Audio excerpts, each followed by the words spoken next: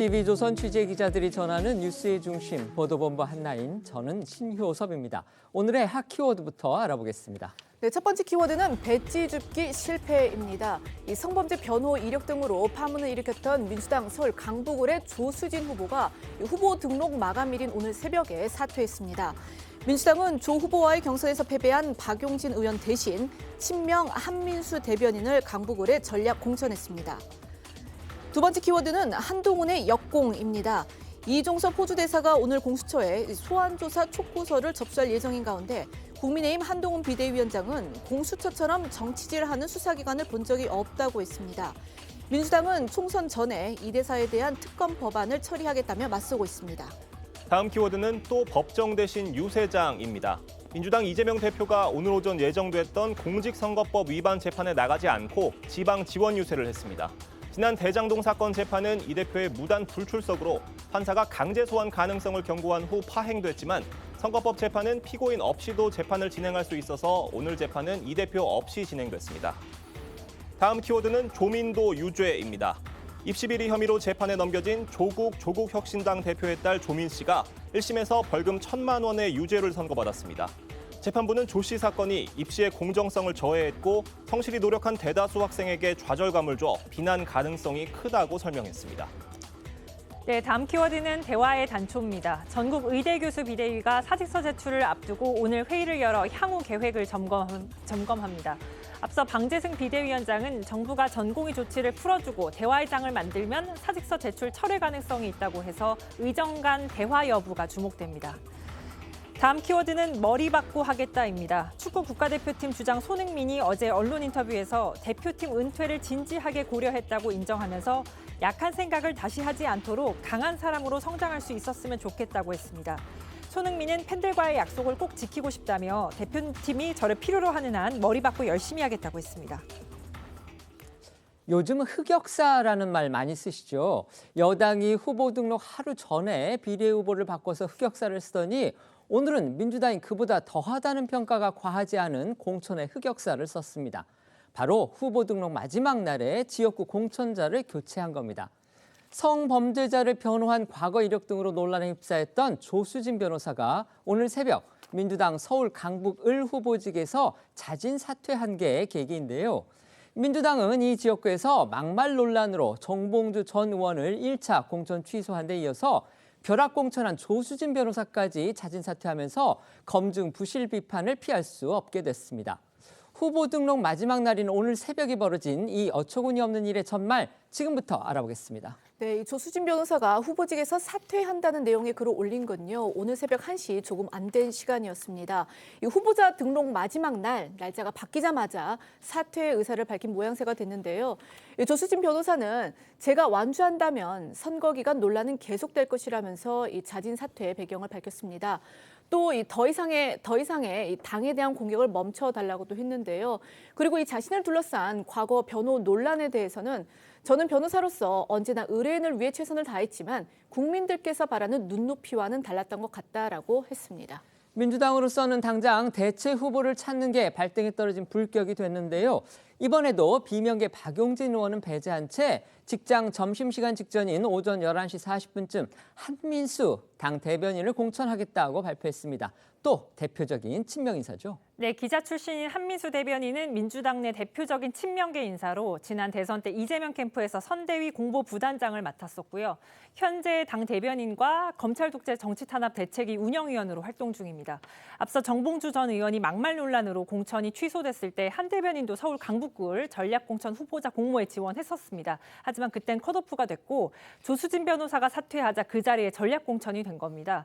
후보 공천을 앞두고 민주당 안팎에서는 현재 이 지역구 현역으로 이미 2차례 경선을 치러서 패배한 비명계 박용진 의원 승계 가능성이 거론되기도 했습니다. 하지만 안규백 전략공관위원장은 후보자 문제로 공석이 된 자리는 전략 공천이 불가피하다는 말로 박용진 불가론을 못 박았습니다. 들어보시죠.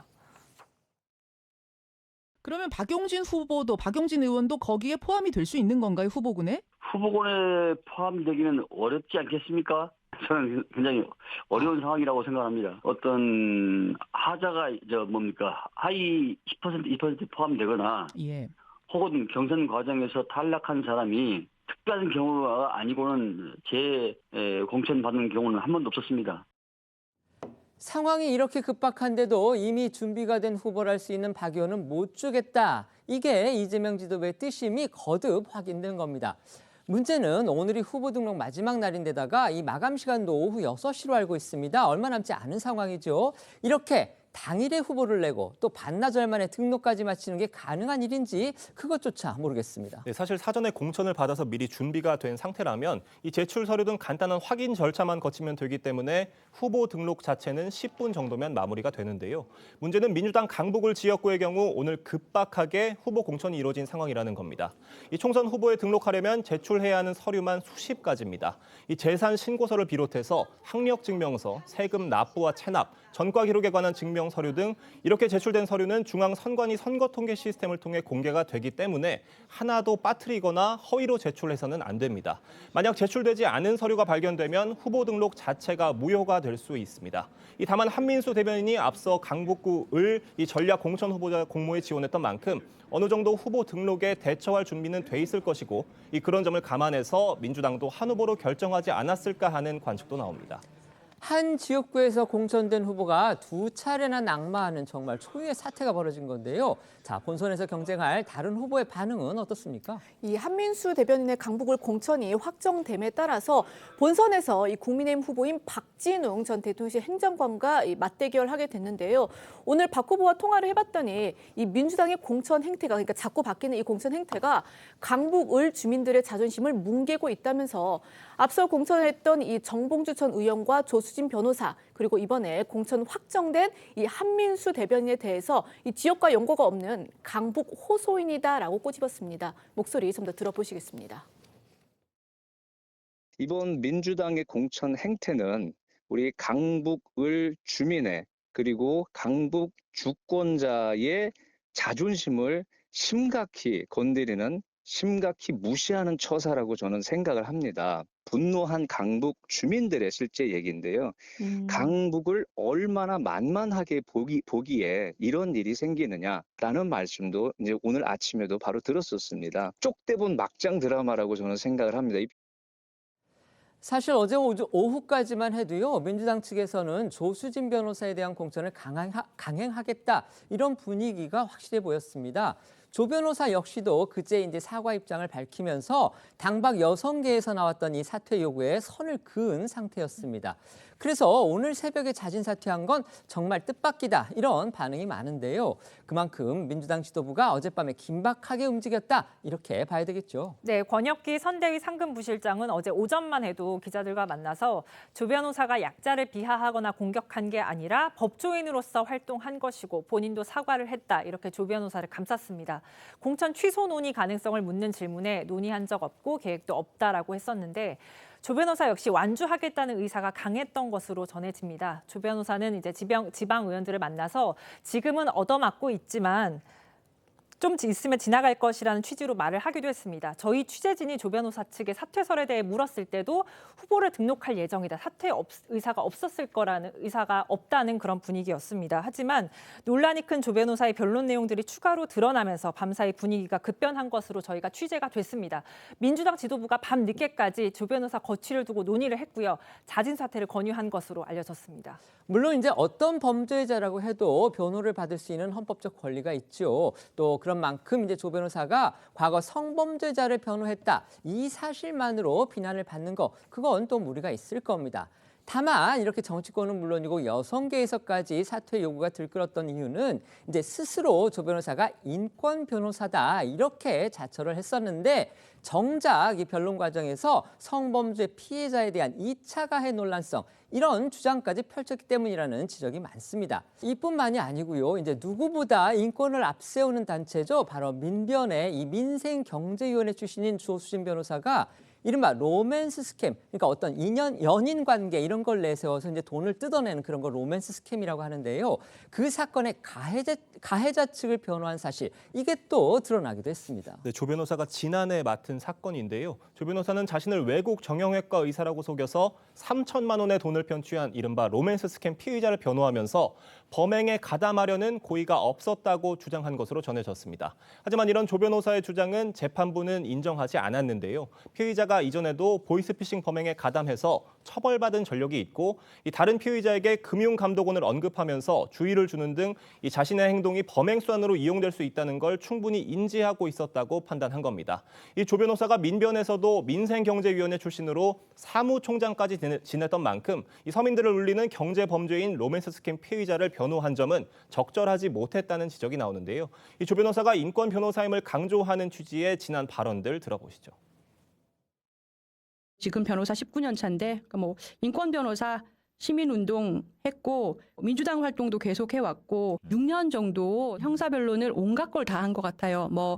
마약, 강도, 살인 부터 해서 또 교통사고 등등 돈 없고 그런 분들 해줬어요. 돈을 벌기 위해서 노력을 했으면 좋았겠지만 그것보다는 제가 좀 될 수 있으면 공감할 수 있는 변론을 펴고 싶고 그래서 의뢰인이 좀 저랑 좀 뜻이 맞는 사람이면 좋고 그런 편이더라고요. 민주당의 정치적 아킬레스건 가운데 하나가요. 바로 이 야권 인사들의 성추문 또는 성범죄가 일어났을 때 단호하게 대처하지 못하고 감싸고 돌았던 문제입니다. 대표적인 예가 박원순, 안희정 사건 때의 대응인데요. 이번 조수진 변호사의 성범죄자 변호 논란이 터진 뒤에도 비슷한 상황이 또 연출이 됐습니다. 당 지도부와 여성 국회의원들이 사실상 침묵한 것은 물론이고 일각의 비판 의견을 강성 지지자들이 거세게 공격하는 식의 일종의 자중질환 모습까지 연출했습니다. 네, 먼저 이 조수진 변호사의 논란이 본격적으로 제기되면서 여당은 물론이고 여성 시민단체들까지 들끓었지만 민주당 내 여성 의원들 사이에서는 별 목소리가 나오지 않았습니다. 오히려 이 의원 단체 채팅방에선 이 당 여성위원장이자 조 변호사와 같은 민변 출신인 이재정 의원이 조 변호사를 옹호하는 취지의 글을 올렸다고 하는데요. 한 의원이 채팅방에 이 조 변호사의 성폭력 변호 이력을 공유하면서 이제 우려를 표하니까 이재정 의원이 이런 사례들로 조 변호사를 재단하지는 말아야 한다라는 글을 올린 겁니다. 정치적 무게감이 큰 국회의원들은 사실상 수수방관하는 가운데서 민주당 원외 여성 인사들 사이에서 그나마 비판 목소리가 나왔다고 합니다. 네, 당 여성위사나 여성 리더십 센터 이재정 부소장은 이 성명문을 내고 조 변호사의 서울 강북을 공천 결정에 대해 이 많은 우여곡절 끝에서도 지켜왔던 민주당의 성평등 정치 철학을 무너뜨리는 일이라고 강도 높게 비판했습니다. 또 박지원 전 공동 비대위원장은 조 변호사가 사퇴하기 전에 이 SNS를 통해서 연이은 보도로 드러난 조수진 변호사의 문제적 언행은 우리 당에 심각한 해악을 끼치고 있다고 전하면서 조 씨의 사퇴를 촉구하기도 했습니다. 여기서 말씀드렸던 그 이재정 부소장은 앞서 말씀드렸던 이재정 의원하고는 다른 사람입니다. 공교롭게도 이제 이름이 같습니다.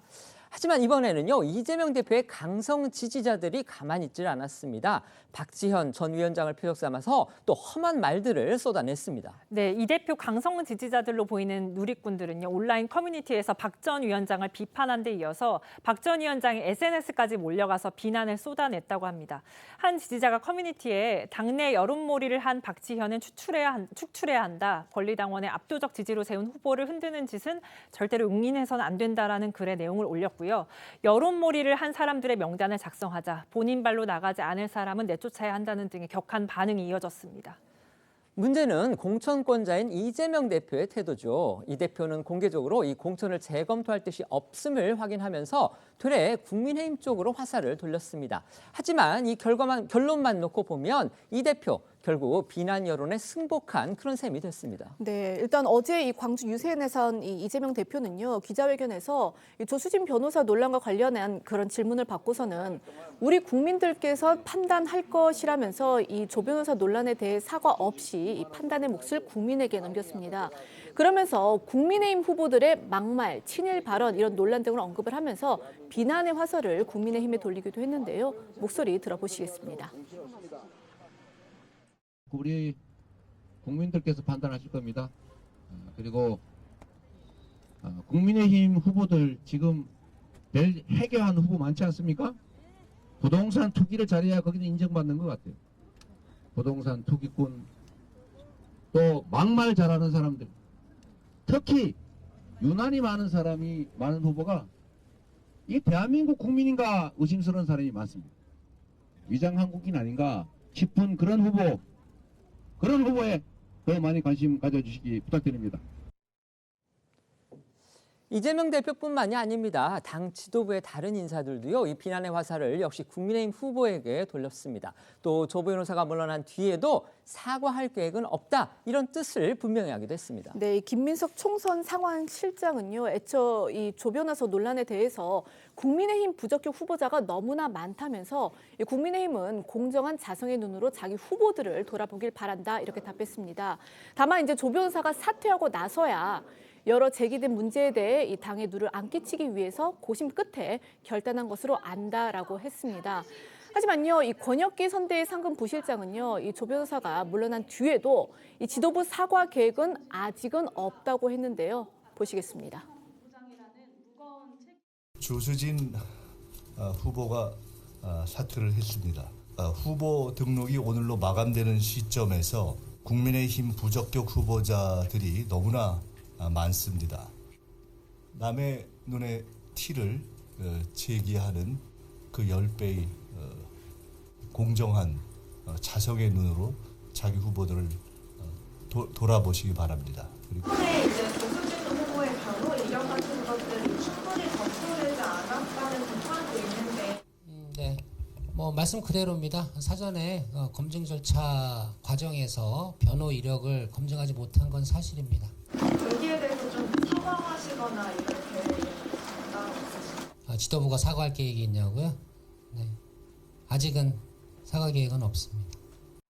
성범죄자 변호 이력 논란을 빚었던 조수진 후보가 오늘 새벽에 자진 사퇴했습니다. 이번 사태에서 눈길을 끄는 세 가지 대목이 있습니다. 자, 첫 번째는요, 후보 등록 전이 아니고 후보 등록의 마지막 날 새벽에 후보가 없어졌다는 겁니다. 물론 다시 공천을 하긴 했지만 어쨌든지 간에 그런 정말 유례없는 일이 벌어진 거고요. 자, 두 번째는 그런데도 거기에서 두 차례나 경선에서 패배했던 대표적 비명계인 박용진 의원한테 또 공천을 주지 않았다는 겁니다. 또 세 번째는요, 이처럼 국민들에게 큰 혼선을 준 건데 민주당 지도부 누구도 지금 이 부분에 대해서 사과를 하지 않고 있습니다. 어떻게 생각하십니까? 일단은 뭐 이제 공천 부분에 있어서 국민 눈높이에 맞는 후보를 세우는 게 가장 좋겠지요. 하지만 모든 검증 과정에서 뒤늦게 드러나는 것에 대해서 일일이 사과를 하면 여야 막론하고 다 똑같을 겁니다. 그러면 뭐 조우택 후보부터 시작해서 도태우 후보, 장해찬 후보, 그러면 국민의힘은 그 건건이마다 사과를 해야 된다는 입장이거든요. 그럼 민주당도 마찬가지고요. 이 부분에 대해서는 지금 현재 조수진 후보 자체가 자진 사퇴를 했다는 것은 지도부와 교감이 있었다고 봤을 때는 그 자진 사퇴 자체가 사과라고 볼 수 있고요. 일단 이 문제를 빨리 일단락시키고 총선에 임하는 것들이 중요하다는 차원에서 결정을 한 것 같습니다. 이제 사과가 하냐 안 하냐는 큰 의미가 없고 결과로서 행동으로서 보여준 것으로 해석하면 되겠다, 그런 말씀드립니다. 네. 아니, 이재명 대표도 그렇고 뭐 여당도 그렇지만 항상 공천할 때 국민 눈높이 이야기를 하지 않습니까? 그런데 이번 사안이 잇따라 벌어지면서 국민들은 전혀 무시됐어요. 특히 유권자들, 강북 어뢰 유권자들은 아예 어떤 뭐 안정에도 없는 그런 행동이 나왔거든요. 왜냐하면은 처음에 한민수 대변인이 정봉주 전 의원이 낙마했을 때 본인도 공천하겠다고 신청을 했어요. 그렇죠. 전에 배제를 했습니다. 네. 배제를 하고 조수진 변호사를 그렇게 또 공천을 했는데 그 조수진 변호사가 또 낙마를 하게 되니까 이제는 한민수 대변인을 다시 전략 공천을 하거든요. 그러면은 왜 그때는 한민수 대변인이 배제가 됐고 지금은 왜 한민수 대변인이 전략 공천을 받아야 되는지 강북을 주민도 모르는 거예요. 그러면 이것은 국민 눈높이가 전혀 아닌 것이죠. 당 지도부의 지침에 의해서 그때 결정되는 건데 여기에다가 유시민 전 이사장이 했던 말, 배지 길에서 주었다. 이 말과 같이 합쳐지면은 이번 특히 강북을 공천에서는 유권자는 전혀 의식하지 않는 그런 상황이 벌어졌고 또 더 문제인 것은 그런 상황에 대해서 강성 지지층들이 또 거기에 대해서 문제를 제기하는 쪽에 강하게 이렇게 비판을 하는 이게 하나의 문화로 자리 잡고 있다는 게 상당히 큰 문제라고 봅니다. 네. 오늘 오전 여야 대표는 나란히 충남으로 향해서 이제 한동훈 위원장은 보령, 이재명 대표는 서산에서 유세를 벌였습니다. 그런데 이재명 대표는요, 오늘 당초 이제 재판에 출석하게 돼 있었습니다. 그런데 그 예정됐던 재판 또다시 나서지 않고 유세 일정에 나섰습니다. 법적으로는 문제가 없다고 해도 일반인들로서는 이제 쉽게 생각할 수 없는 그런 사안이기 때문에 야당 대표가 사법부 경시 태도를 또 드러낸 거 아니냐, 이런 지적이 나오고 있습니다. 네, 오늘 오전 10시 반 이 서울중앙지법에서는요, 이 대표의 공직선거법 위반 혐의 공판이 열렸습니다. 하지만 이재명 대표는 이 재판에 참석하는 대신 충남 서산으로 향했습니다. 이 재판 예정 시간이 30분 정도 지난 시각에 서산 동부시장에서 유세를 시작을 했는데요. 다만 이 대표 측은 어제 재판부에 이 부득이한 지방 일정을 이유로 해서 이 불출석 사유서를 제출을 한 것으로 알려졌습니다. 어쨌든 이 오늘 공판은 피고인 없이 그대로 진행이 되는데, 이게 이제 가능했던 것은 앞선 대장동 재판과 달리 오늘 이 선거법 재판은요, 피고인 없이도 공판 절차를 진행할 수 있다는 규정에 따라서 가능했던 겁니다. 이 대표가 총선을 이유로 해서 재판에 출석하지 않은 거, 이번이 이제 최근 들어 두 번째입니다. 앞서 이제 대장동 재판에서는요, 재판부가 다음 공판에도 나오지 않을 경우에는 강제 구인할 수도 있다, 이렇게 시사를 했기 때문에 논란을 피하기가 어려워 보이는데요. 오늘 대장동 재판이 또 있었습니다. 거기에 유동규 전 성남도시공사 본부장이 출석을 했는데 이 대표를 향해서 한마디 했습니다. 네, 말씀하신 대로 이 대표가 총선을 이유로 재판에 불출석한 건 이번이 두 번째입니다. 지난 12일에는 당 선대위 출범식 참석을 이유로 대장동 재판에 지각 출석을 한 적도 있습니다. 사흘 전인 지난 19일 대장동 재판 땐 불출석 사유서를 제출했지만 재판부가 이를 받아들이지 않았는데도 무단으로 출석하지 않았습니다. 이 담당 재판장은 선거 일정까지 고려해 재판 기일을 변경할 수는 없다며 또다시 불출석하면 강제 구인하는 방법도 고려하겠다고 경고했었습니다. 강제 구인이라는 거는요, 이제 피고인이나 증인을 신문하기 위해서 일정한 장소로 끌고 가는 일종의 법원의 강제 처분입니다. 소환에 응하지 않을 경우에 법원의 영장에 의해서 집행이 되는 겁니다. 네, 그럼에도 이 대표 측은 4월 10일로 예정된 총선이 끝날 때까지는 현실적으로 재판 출석이 어렵다는 입장을 유지 중이고요. 때문에 다음번 대장동 재판 역시 불출석 사유서를 제출할 가능성이 높은데, 그럴 경우 재판부가 실제 강제 구인에 나설지에도 관심이 쏠립니다. 이런 상황에서 오늘 대장동 재판에 출석한 유동규 전 본부장은 이 대표를 향해서 최소한의 양심이 있다면 국민에게 성실한 모습을 보여야 하지 않겠느냐고 꼬집었습니다. 유 전 본부장의 목소리 듣고 오겠습니다. 평생을 남 탓하고 남 욕하고 그다음에 이제 남의 비방하고 비판하고 이걸로 해가지고 자기의 마치 유능한 것처럼 포장하는 이제 이런 게 살아왔던 사람이고, 유죄 심판받을 거 아니까 자기가 살 길은 오로지 탄핵으로만 생각하고 있는 것 같습니다.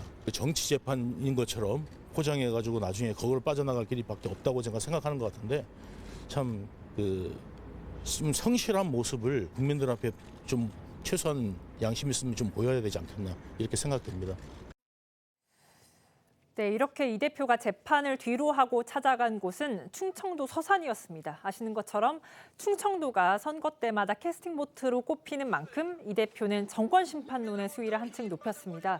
말로 안 되면 그다음엔 회초리를 쳐야 하고, 회초리로도 안 되면 내쫓아야 한다면서 또다시 탄핵을 시사했고요. 국가 정체성을 강조하면서 국민의힘이 친일 색채가 강한 사람을 많이 공천했다고도 했습니다. 오늘 이 대표의 발언 들어보시죠. 못 살겠다! 심판하자! 경고를 해도 말로 해도 안 되면 그 다음에는 회초리를 쳐야겠죠. 이 일꾼들이 주인 머리 꼭대기에 앉아가지고 자기가 주인인 줄 압니다. 그래서 심판해야 합니다. 심판을 하고 책임을 묻고 말로 해서 안 되면 내쫓아야만이 비로소 정신을 차려. 이재명 대표 어제는 광주를 찾았었죠. 역시 정권 심판론으로 지지층 결집에 나섰었는데요. 최근 논란이 됐던 황상무 전 수석의 이 언론인 테러 관련 발언을 5.18로 소재를 바꿔서 패러디했습니다. 네, 이 황 전 수석의 발언을 패러디한 이 대표의 발언은요, 어제 이 군산 구시청 광장 앞 유세 현장에서 나온 건데요. 이 대표는 발언 중에 이 허벅지를 찌르는 신용을 했고, 이어서 이 5.18 광주 민주화 운동 당시 신군부가 시민을 학살한 장면을 언급을 했습니다. 먼저 보시겠습니다. 광주에서 온 사람들 잘 들어. 너네 옛날에 대검으로 M16으로 총 쏘고 죽이는 거 봤지? 너 몽둥이로 뒤통수 때려서 다리 깨진 거 봤지? 조심해. 농담이야. 농담이야. 여러분, 이게 농담입니까? 겁박을 한 거 아닙니까? 시민 여러분, 4월 10일에 확실하게 심판할 준비 되셨습니까? 압도적인 표차로 확실하게 승리를 하게 해주시겠습니까? 이재명 대표는 또 이 민주당이 이번 총선에서 공식 목표로 삼고 있는 151석을 꼭 만들어달라며 윤 대통령 탄핵을 시사했습니다. 윤 대통령이 일꾼으로서 그리고 이 주권자 대리인으로서 자격을 잃었다면서 너는 해고다 집에 가라라고 말해야 한다고 주장을 한 건데요. 이처럼 이 대표의 발언이 날로 수위가 높아지는 데에는 조국 혁신당을 견제하기 위한 것이다라는 해석도 나옵니다. 국민의힘 한동훈 비대위원장 역시 오늘 오전 충남에서 유세 일정을 가졌습니다. 가장 먼저 찾은 곳은 이른바 친한계로 분류되는 장동혁 사무총장의 지역구였고요. 이 자리에서 이재명 대표의 오늘 재판 불출석을 아주 강하게 비판했습니다. 네, 한동훈 위원장의 오늘 첫 일정은 충남 보령이었습니다. 보령 서천 후보인 장동혁 사무총장 선거사무소 개소식에 참석한 뒤 이 지역 전통시장인 보령 중앙시장에서 시민들을 만났습니다. 말씀하신 것처럼 장 총장이 한동훈 비대위 체제에서 사무총장으로 임명된 친한계로 분류되는 만큼 이 장 총장 지원 사격을 위해 마련한 행보로 보이고요. 이 한 위원장은 이 자리에서 민주주의가 어떻게 무너지는지를 이재명 대표 재판 불출석 사태가 보여주고 있다면서 이 대표를 비판했습니다. 한 위원장의 목소리 들어보시죠. 저는 얼마 전에 우리 국민의힘의 많은 지지자들과 의원들의 의견을 수렴해서 황상무 수석의 사태와 이종섭 대사의 귀국을 결국 요청했고 결국 그렇게 됐습니다. 그런데 정작 이재명 대표는 보란 듯이 법원에 출석도 안 하고 있습니다. 이 민주주의가 어떻게 무너질 것인지를 지금 이재명 대표의 재판 불출석 사태가 보여주고 있는 겁니다. 법원을 생각하고 있습니다. 보령 중앙시장에 이어 당진 전통시장 일정을 마친 한 위원장은 이 잠시 뒤인 2시엔 이 경기 평택 소재 해군 제2함대 사령부에서 거행되는 제9회 서해수호의 날 기념식에 참석할 예정입니다. 이후 경기 안성과 광주 유세를 이어갈 예정이고요. 한 위원장과 달리 이재명 대표는 서해수호의 날 기념식엔 참석하지 않고 홍익표 원내대표가 참석할 예정입니다. 이 대표는 지난해 당대표 취임 이후 처음 맞은 서해수호의 날 기념식에도 지방 최고위원회 참석을 이유로 불참했습니다. 한동훈 위원장 어제는 보수의 심장이라고 불리는 대구, 경북을 찾았습니다. 이 지역의 범여권 무소속 후보들이 출마한 선거구도 찾았다고 하는데요. 공천 과정에서 다소 흔들렸던 이 지지층을 달래고요. 또 친여 무소속 후보들을 견제하기 위한 행보다 이런 분석 나왔습니다. 네, 어제 대구를 찾은 한 위원장은 대한민국이 진짜 어려움에 빠졌을 때 대구가 대한민국을 구했고 대구, 경북의 힘이 전국으로 퍼져나가야 이길 수 있다면서 대구 민심에 호소했습니다. 말씀하신 것처럼 앞서 국민의힘은 한 위원장이 대구를 방문하기 전날 밤 비례대표 후보 명단을 확정하면서 지역구를 포함한 모든 공천을 마쳤습니다. 공천 과정에서 대구, 경북을 중심으로 당과 지역에 헌신해온 보수 인사를 홀대하고 야권 출신 영입 인사를 더 우대하는 거 아니냐 이런 비판이 제기됐습니다. 이 때문에 여권에서는 어제 한 위원장의 대구 방문이 지지층 달래기에 나선 거란 말도 나왔는데요. 어제 한 위원장의 대구 방문 모습 영상으로 보시죠. 우리는 이번 총선을 반드시 이겨야 합니다. 이재명 대표는 자기 죄로 감옥 가지 않으려고 이겨야 하는 것이고 우리는 대한민국을 지키기 위해서 이겨야 하는 겁니다. 바로 이곳 대구 경북의 힘이 전국으로 우리의 목소리가 퍼져나가야만 이길 수 있습니다. 또 한동훈 위원장은 이 대구 경북의 정치적 상징인 서문시장과 동성로에서도 지지층 결집에 주력했습니다. 아시는 것처럼 이 서문시장은요 보수 정당이 위기 때마다 지지층 결집을 호소하기 위해 찾는 곳인데 박근혜 전 대통령이 정치적 고비마다 찾아왔고 또 윤 대통령도 대선 전날 방문해서 마지막 지지를 호소했던 장소이기도 합니다. 서문시장 상인회 회장단을 만난 한 위원장은요. 정치를 하면 대구 서문시장에 꼭 와야 된다는 이야기를 들었다면 그런 이야기를 알겠다면서 그만큼 민심이 모이는 곳이다라고 생각한다고 말하기도 했습니다. 어제 국민의힘은 한 위원장의 대구 방문 2시간 전에 다음 주 한 위원장이 이 박근혜 전 대통령의 대구 자택 방문을 언론에 공지하기도 했습니다. 한동훈 위원장, 그러니까 2주 연속으로 대구를 찾는 일정을 세운 건데요. 한동훈 위원장이 박근혜 전 대통령을 따로 만나는 건 다음 주 그 예방이 처음이겠습니다. 네, 여권 안팎에선 이러한 한 위원장의 잇따른 대구 방문이 최근 불거진 윤한 갈등 2차전으로 어수선해진 여당과 지지층을 결속하는 계기가 될 것으로 기대하는 분위기고요. 이 정치권에선 한 위원장이 보수 텃밭에서부터 전열을 가다듬어서 이 정권 심판론을 앞세운 민주당을 상대로 대대적인 반격에 나설 채비를 하고 있다는 분석도 나옵니다. 이재명 민주당 대표가 지난번 대장동 재판에 이어서 오늘 선거법 재판에도 나서지를 않았습니다. 물론 이제 법적으로 선거법 재판은 꼭 피고인이 없어도 진행을 할 수 있기 때문에 오늘 재판은 어쨌든 열렸습니다. 하지만 지난번 대장동 재판 때 기억하실 겁니다. 재판부가 다음 재판에도 나오지 않을 경우에는 뭐 강제 구인도 할 수 있다 이렇게 경고를 했는데요. 물론 재판부는 다르지만 이런 사법부의 태도에 대해서 과연 이재명 대표가 의식을 하고 있는가 솔직히 좀 의심이 듭니다. 어떻게 생각하십니까? 의식을 충분히 하고 있을 거라고 생각합니다. 그런데 일의 중요성을 좀 따지는 것 같아요. 이제 재판이란 것들이 재판에 불출석했을 때 가장 손해보는 건 이재명 대표입니다. 재판에 출석을 하지 않으면 특히 대장동 재판 같은 경우는 피의자가 나가서 받아야만 그 판결 내내는 판사가 그 부분도 다 고려하는 거 아니겠어요? 태도까지도.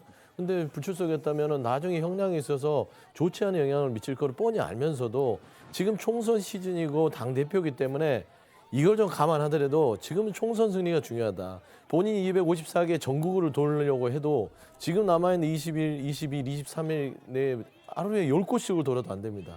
그렇기 때문에 이걸 소화해내기 위해서는 다소 재판에 악영향이 있더라도 그래 총선에서 당대표 역할을 하자라는 차원이고 불출석 사유서를 냈을 때 재판부가 안 받아줬다 하더라도 그거는 또 감내하겠다는 입장이라서 이 부분은 이재명 대표가 피하는 게 아니라 본인의 손해를 감내하고 있는 상황이다라고 좀 설명드리고 싶습니다. 한동훈 비대위원장은 이렇게 얘기를 했습니다. 아까 저희가 전해드렸지만요. 민주주의가 어떻게 무너지는지를 이재명 대표 재판 불출석 사태가 보여주고 있다. 공감하십니까? 그러니까 사법 체제가 무너진다는 이야기죠. 특히 입법부 소속한 국회의원이 사법부 체제를 무너뜨린다는 그 취지에서 한 말인데 지금 오늘 불출석한 거는 선거법이지 않습니까? 선거법 저거는 원래 1년에 대법원까지 끝내야 되는데 1심만 지금 1년 6개월을 하고 있는 거예요. 거기다가 선거법 재판장이 또 사표를 내서 처음부터 거의 다시 시작하는 이 상황인데 재판에 불출석했습니다. 그리고 다른 재판부지만 대장동 재판부에서 그때 불출석했을 때 다음에는 강제 구인하겠다는 이야기를 했습니다. 그게 언론에 대대적으로 보도가 됐어요. 국민들이 지금 지켜봅니다. 과연 그럼 대장동 재판에 다음에 불출석하면은 선거 직전에 야당 대표를 강제 구인을 할 것인가? 그래서 일부에서는 뭐 그럴 일은 없겠지만 일부에서는 오히려 그런 모습을 연출하려고 하는 것 아니냐는 이야기까지 나와요. 본인은 그런 생각을 안 하겠지만은 그래서 지지층을 결집하는 것 아니냐 이런 말까지 나오는데 일단 다음에 대장동 재판에 나갈지 안 나갈지를 지켜봐야 됩니다. 그러면 그때 진짜 안 나가면은 저거는 연출할 수도 있다고 생각할 수도 있고 그때 법원장이 저거 언론에 다 보도가 됐기 때문에 강제 구인 안 할 수도 없는 상황까지 갈 수가 있어요. 그런데 지금 민주당에서 이야기하는 건 조금 전에 우리 서영주 대변인께서 말씀하셨지만은 민주당에서 이야기하는 거는 이재명 개인의 입장이 아니다. 당의 선거를 위해서 어쩔 수 없다고 이야기하지 않습니까? 그러면 같은 취지라면은 송영길 전 대표도 지금 어쨌든 정당을 만들어서 출마를 했지 않습니까? 후보들이. 소나무당의 대표입니다. 네, 그렇죠. 소나무당에 계신데 대표죠. 그러면은 송영길 대표도 지금 본인을 선거 기간 중에 석방을 해달라는 거잖아요. 그러면 그것도 그리고 석방을 해줘야 되는 것 아닌가 이런 말까지 나올 수가 있는 거죠. 네. 조국 혁신당 조국 대표 관련 얘기도 해보겠습니다. 여권에서는 조 대표의 사법 재판 리스크를 아주 강하게 공격하고 있죠. 오늘은요. 입시 비리 혐의로 재판에 넘겨진 조국 대표의 딸 조민 씨의 1심 선고가 있었습니다. 결과는 벌금 1,000만 원 유죄입니다.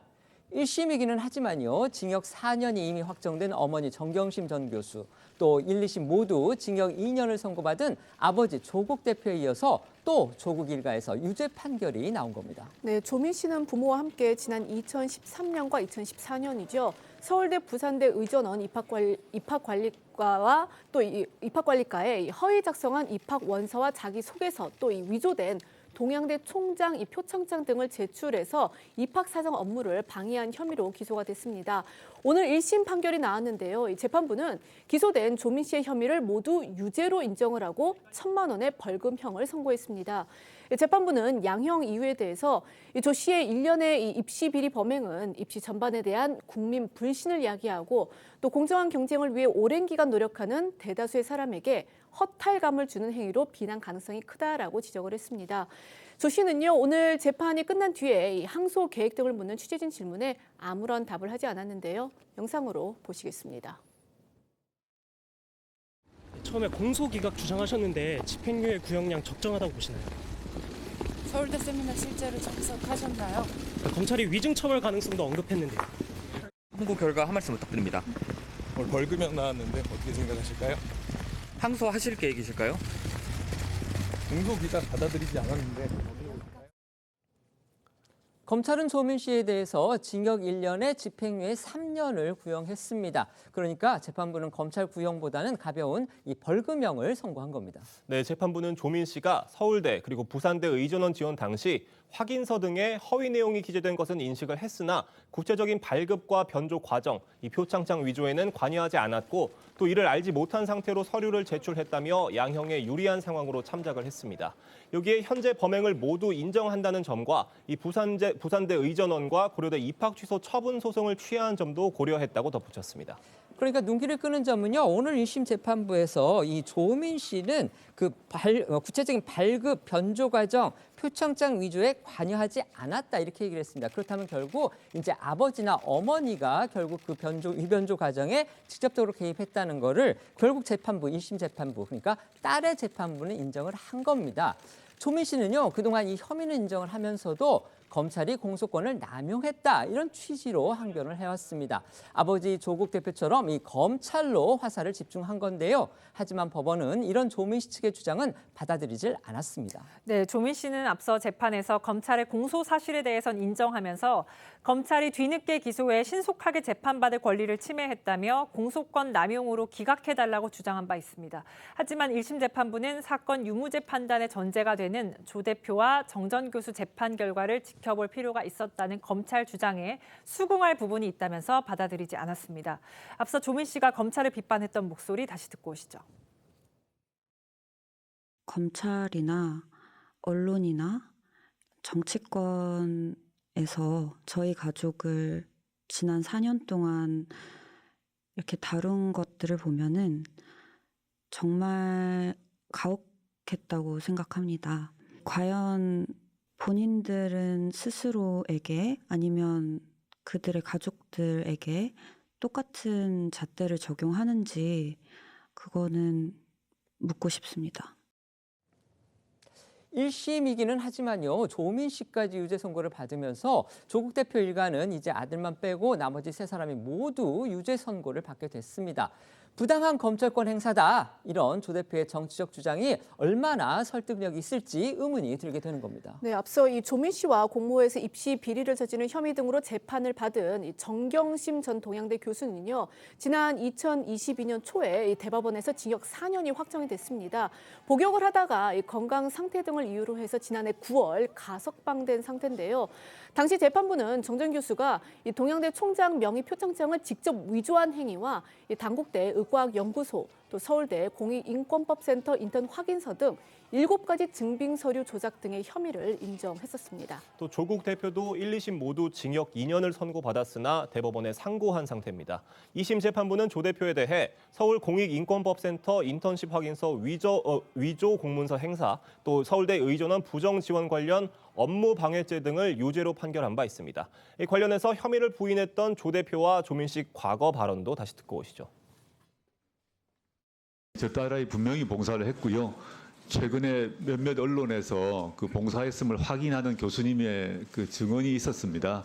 물론 그 뒤에 이 봉사활동 표창장이 어떻게 발급되었는지는 저도 사실 알 수가 없습니다.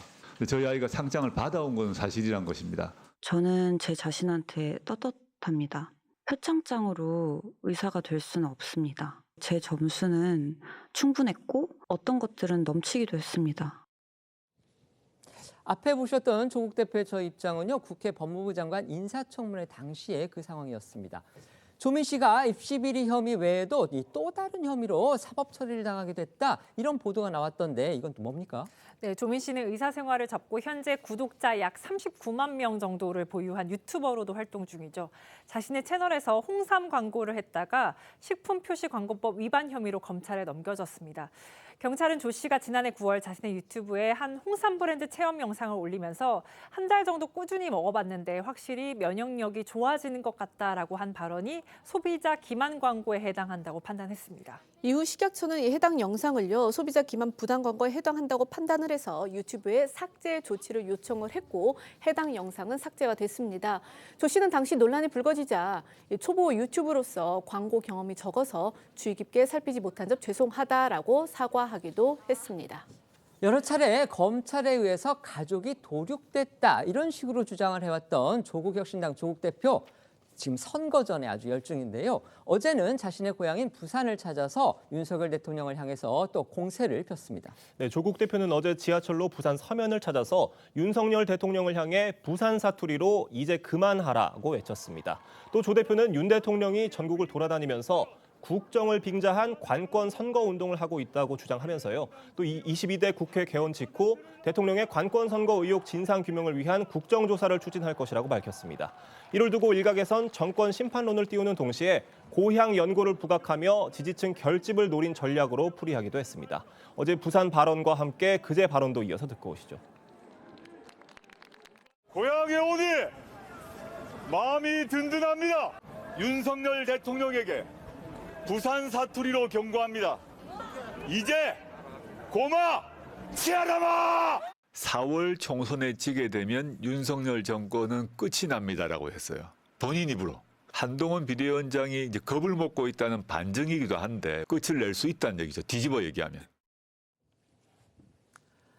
조국혁신당 대표는 그동안 이제 자신 또 부인을 향한 이제 검찰의 그 사법처리 시도에 대해서 부당한 정치적인 그런 공세식으로 이렇게 주장을 해왔습니다. 그리고 아직까지도 이제 1심과 2심에서 모두 입시 비리 혐의와 관련해서 유죄 판결이 내려졌지만 그거 다 부인을 하면서 지금 대법원에 상고까지 한 상태입니다.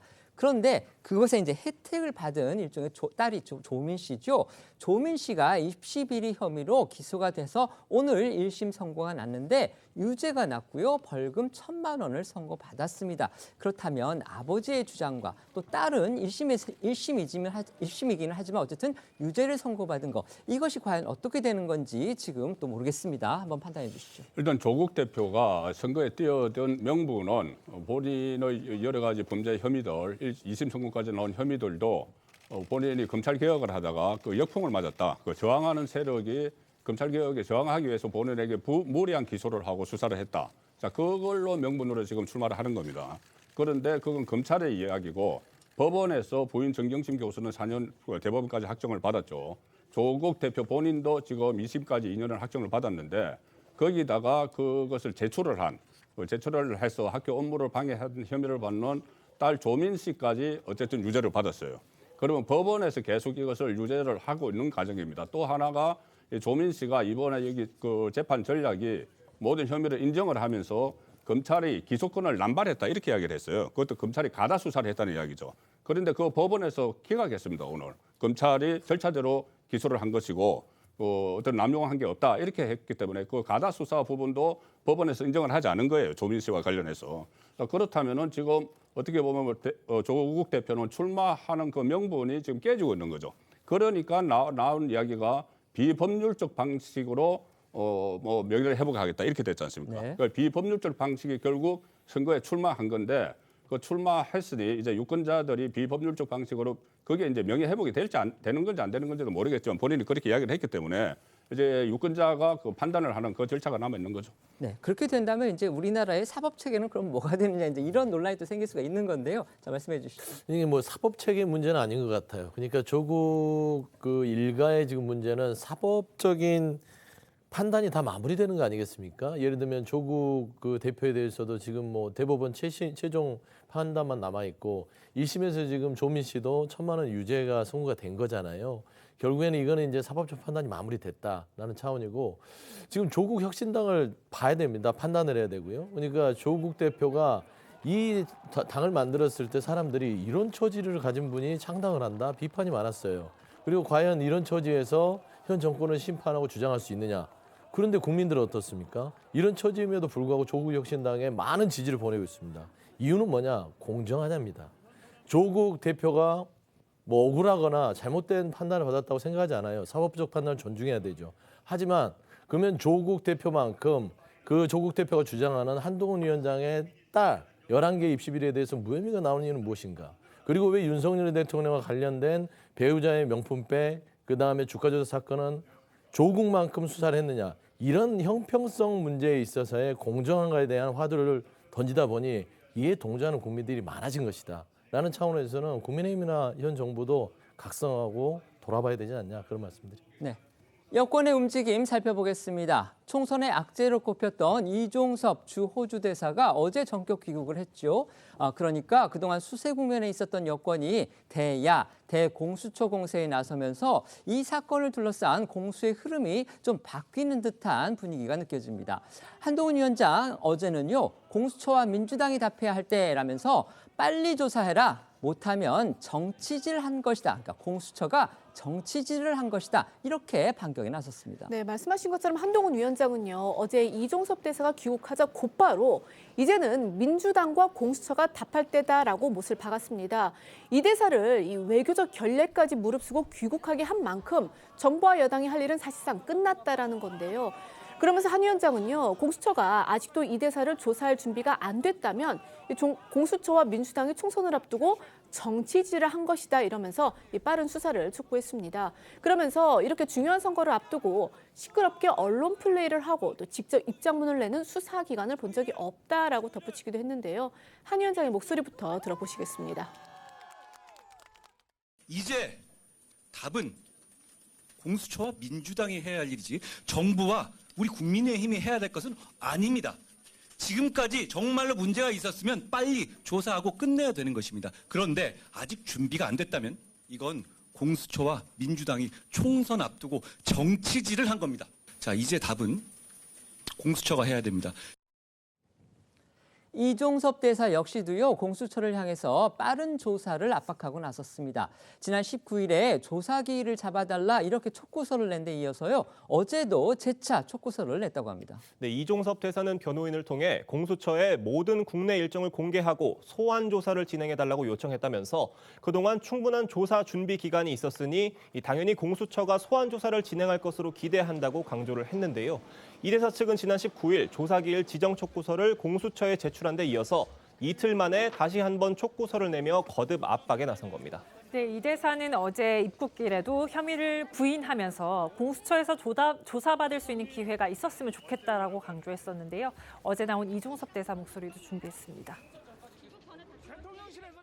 여러 가지 의혹들에 대해서는 수차례에 걸쳐서 그러한 의혹들이 사실이 아니라는 점은 분명하게 말씀드렸기 때문에 다시 중복해서 말씀드리지 않겠습니다. 체류하는 기간 동안에 공수와 일정이 조율이 잘 되어서 조사받을 수 있는 그런 기회가 있으면 좋겠다는 생각입니다. 이처럼 이종섭 대사 측에서 거듭 조사기일을 잡아달라고 촉구서를 제출하자 공수처는 수사팀에서 검토하겠다는 입장을 낸 것으로 알려졌습니다. 하지만 저희도 전해드린 대로요. 이 공수처의 속사정이 지금 녹록치만은 않은 상황입니다. 이종섭 대사가 자진 귀국을 했지만 이 빠른 시일 내에 이 대사를 소환 조사하는 거 사실상 어려울 것이다. 이런 관측이 나오고 있는 겁니다. 네, 그동안 저희도 전해드렸지만 이 여권을 중심으로는 이 공수처의 수사 지연 지적이 나왔습니다. 공수처는 이런 논란에도 이제 하고 있는 대로 수사를 진행하겠다 이런 입장을 고수를 했고요. 또 공수처 관계자는 저희 TV조선에 밝히기를 계획 중인 소환 일정은 없다. 총선 전에 소환할지 여부도 모른다라는 입장을 밝히기도 했습니다.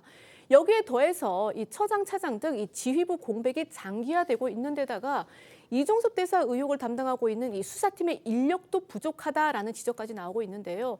실제로 공수처는 아직 이 이종섭 대사의 아래선 조사를 시작하지도 못했고 또 이 대사의 휴대전화 등 이 압수물 분석도 마치지 못한 상태로 알려졌습니다. 이런 상황에서 빠른 시일 내에 의혹의 정점으로 볼 수 있는 이종섭 대사를 소환해 조사하는 것은 사실상 어려울 것이다라는 분석입니다. 이 대사가 귀국했는데도 공수처가 불러서 조사를 하지 않으면 이 야권의 수사 도피 의혹은 명분이 약해지는 반면에요. 여권의 수사 지연 공세에는 힘이 붙을 소지가 있어 보입니다. 공수처 입장에서는요, 그렇다고 이 준비도 안 된 채 조사했다가 결과를 내지 못한다면 자칫 이 면죄부만 주는 상황이 될 수도 있기 때문에 딜레마가 가중되고 있다, 이런 분석이 나오고 있는 겁니다.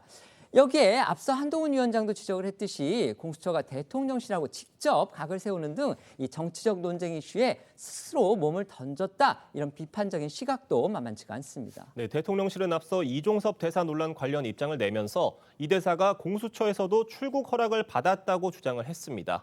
공수처는 약 1시간 30분 뒤에 이 대사의 출국을 허락한 적이 없다고 반박을 했고요. 해당 공지는 수뇌부가 부재 중인 상황에서 공수처 부장검사들이 함께 결정한 것으로 전해졌습니다. 이에 대통령실은 대단히 부적절하다고 재반박을 했고, 이 공수처가 정치를 하는 곳이냐며 날을 세우기도 했습니다. 이 관련해 국민의힘에서는 공수처와 민주당이 총선을 앞두고 정치적 행위를 하고 있다는 비판이 나왔고요. 다만 이종섭 대사 역시 국민 우려를 불식시킬 노력을 적극적으로 해야 한다는 주장도 나왔습니다. 들어보겠습니다. 그동안에 민주당이 이 공수처를 갖다 대놓고 왜 최상병 순직 사건에 대해서 왜 명명백백한 신속한 수사를 하지 않느냐, 그렇게 요구하는 거 봤습니까? 민주당 입장에서는 공수처의 신속 수사 요구는 하지 않고 지금 기국 이후에도 이 대사직 사퇴만 주장하는 게 이게 보도의 정치적 행위예요, 그냥. 공수처가 저는 빨리 수사를 좀 적극적으로 하는 것이 맞다고 생각을 합니다. 이종섭 대사도 이 부분에 대해서 좀 적극적으로 국민들의 이런 우려에 대해서 좀 불식시킬 수 있는 노력을 조금 더 적극적으로 해주시면 좋겠습니다. 이처럼 이종섭 대사의 자진 귀국을 계기로 해서 한동훈 위원장을 비롯한 국민의힘은 이 민주당하고 공수처를 향해서 본격적으로 반격에 나선 상황인데요. 민주당은 이종섭 대사 해임과 함께요, 총선 전에 이 국회 본회의를 열어서라도 특검을 추진하겠다, 이렇게 나섰습니다. 오늘은 윤석열 대통령 그리고 대통령실 관계자를 공수처에 고발하기도 했습니다. 네, 어제 저희도 전해드린 대로 이 민주당 의원들은요, 새벽부터 공항에 나와서 이 대사를 즉각 해임하고 수사하라라면서 규탄 시위도 열었습니다.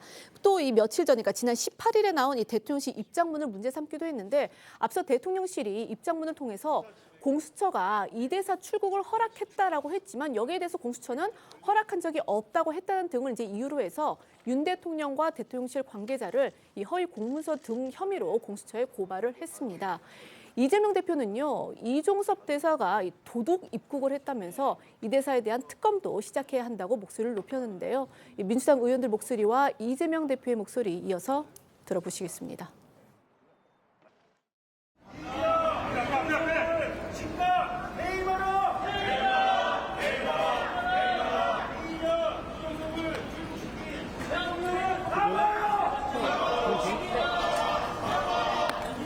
도피 출국 논란이 좀 일었는데 그걸 의식하셔서 좀 입국하신 이유? 오늘 새벽에 이종섭 대사가 도둑 입국을 했다고 합니다. 대통령은 즉각 이종섭 대사를 해임하고 출국 금지시켜야 합니다. 최상병 사건에 대한 특검뿐만 아니라 이종섭 특검도 시작해야 합니다. 최상병 국조 그리고 최상병 특검, 이종섭 특검, 쌍특검 1국조 처리를 국민의힘에 강력하게 요구합니다. 협조하시기 바랍니다. 야권의 대표적인 스피커 중에 한 사람이죠. 유시민 전 노무현 재단 이사장이 이종섭 대사의 임명 과정을 비판하면서요, 사실상 이 윤석열 대통령을 포함한 여권을 향해서 아주 거친 비속어를 사용을 해서 또 막말 논란이 불거지고 있습니다. 네, 유시민 전 이사장은 지난 20일이죠. 한 유튜브 방송에서 일설에 의하면 이종섭 대사가 불리해지면 말을 할 사람이라 언론 접촉이 불가능한 외국 대사관에 딱 포획해서 가둬놓은 것이라며 이 대표 임명 과정에 대해 이 출처가 불분명한 의혹을 제기하고 나섰고요. 그때는 여론조사 지지율이 좋았다며 여론조사가 하루에 2, 3%씩 오르니까 그 미친이라고 말한 뒤 손으로 입을 가리며 잠시 멈칫하고 곧바로 미친 X들인 게 지지율 40%가 높은 것이냐고 말을 이어간 겁니다. 이 외국 대사 임명이 대통령의 인사 권한인 만큼 유 전 이사장의 발언은 사실상 윤 대통령을 포함한 여권을 겨냥한 것으로 해석이 됩니다. 또 유 전 이사장은 이종섭 대사 사태 등을 두고 윤 대통령과 갈등설이 불거졌던 한동훈 위원장을 겨냥해서 안 맞아서 그렇다고 말하기도 했습니다. 논란이 되고 있는 유 전 이사장의 발언 들어보겠습니다.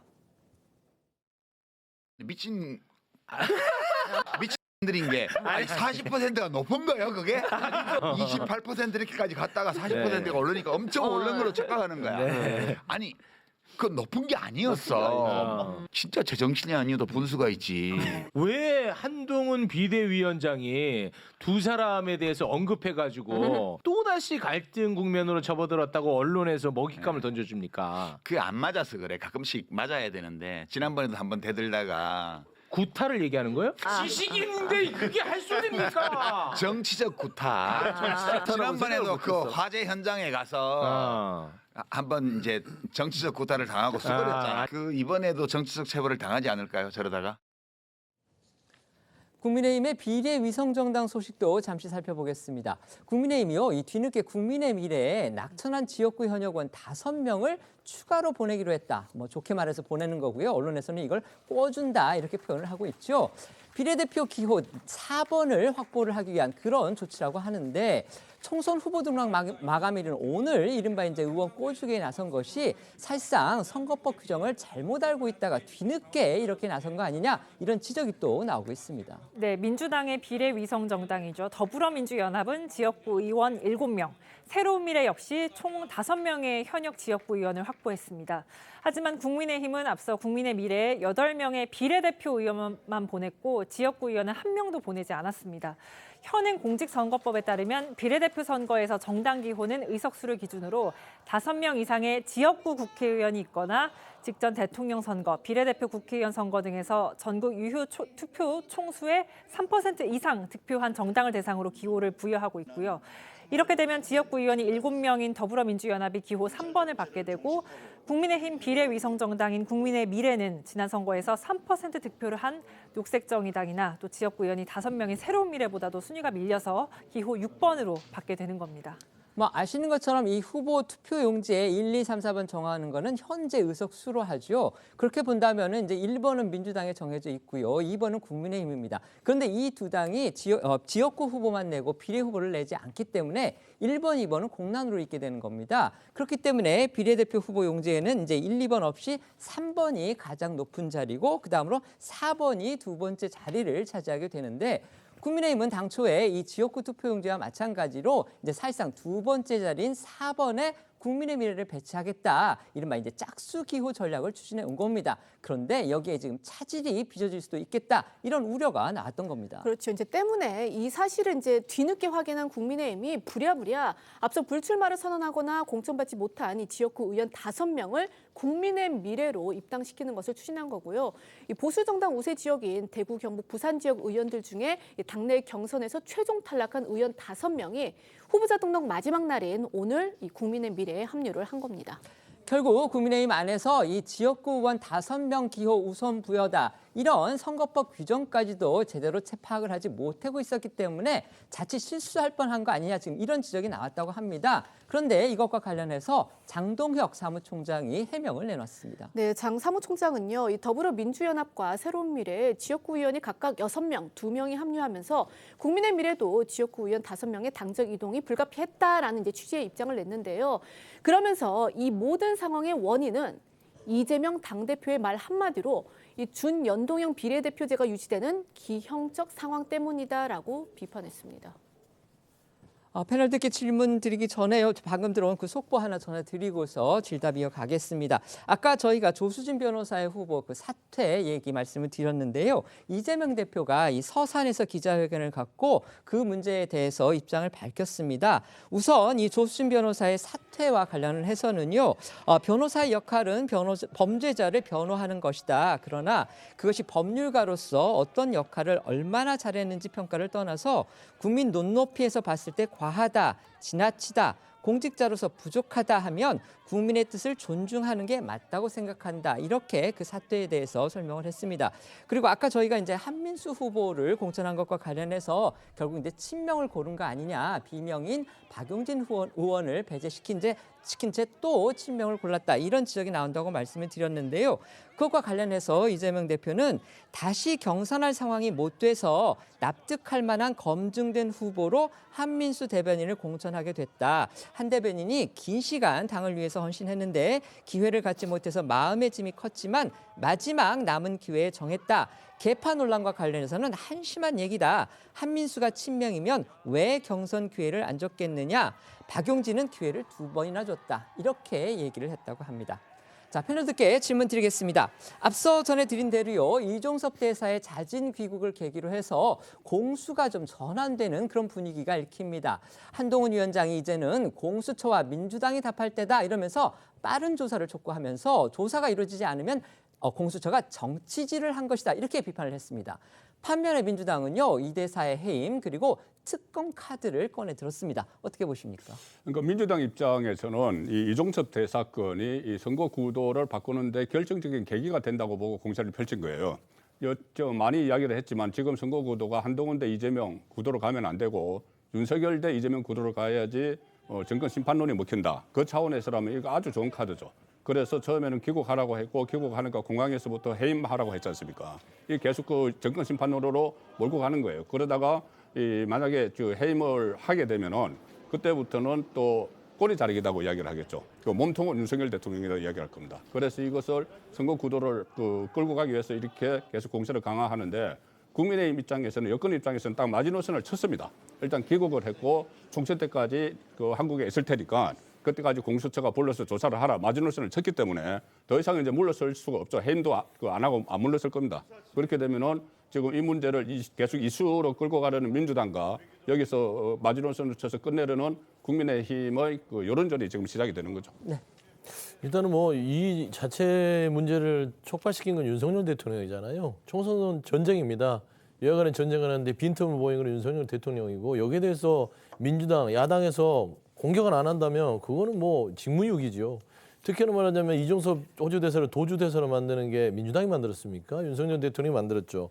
특히나 한동훈 위원장이 급하긴 급했나 봅니다. 공수처의 정치 질이라고 한다면 정치 공수처를 얘기하는 건데 반세기를 돌아서 정치 검찰을 했던 거는 검찰 아닙니까? 그런데 이제 와서 공수처 법을 어기고 개입하는 듯한 발언들을 하는 것들은 상당히 법치주의를 위반하는 말하자면 과감한 도발이기 때문에 저는 이건 국민들이 이미 다 판단했다고 생각합니다. 네.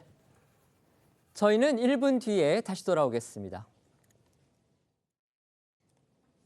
오늘 준비한 소식은 여기까지입니다. 저희는 다음 주 월요일 오후 1시에 더 핫한 소식으로 찾아뵙겠습니다. 시청해 주셔서 고맙습니다.